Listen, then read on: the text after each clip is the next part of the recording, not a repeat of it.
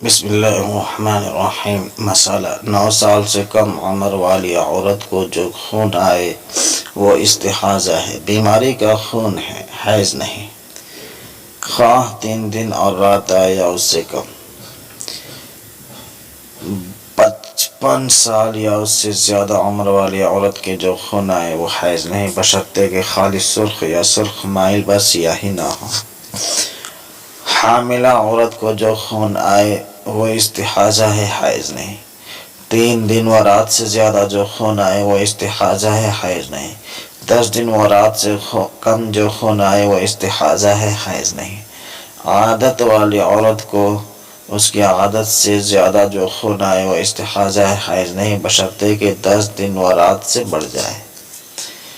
مثال کے طور پر کسی عورت کو 5 دن حیض آنے کی عادت ہو، اس کو 11 دن خون آئے تو جس قدر اس کی عادت سے بڑھ گیا ہے یعنی 6 دن استحاضہ میں شمار ہوں گے۔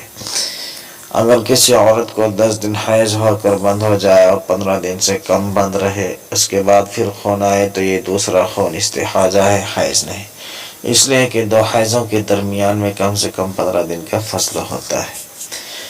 بچے کے نصف حصہ باہر نکلنے سے پہلے جو خون آئے وہ استحاضہ ہے، نفاس نہیں، اس لیے کہ نفاس اسی وقت سے ہے جب نصف یا اس سے زیادہ حصہ بچے کا باہر آ جائے۔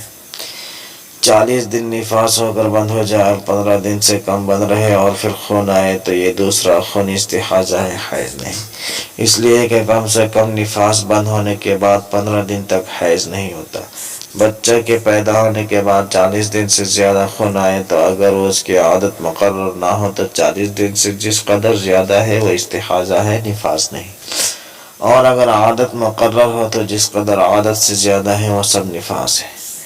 مثال، بے عادت والی عورت کو 41 دن خون آئے تو اگر اس کی عادت مقرر نہ ہو تو 40 دن سے جس قدر زیادہ ہے وہ استحاضہ ہے، نفاس نہیں، اور اگر عادت مقرر ہو تو جس قدر عادت سے زیادہ ہے وہ سب نفاس ہے۔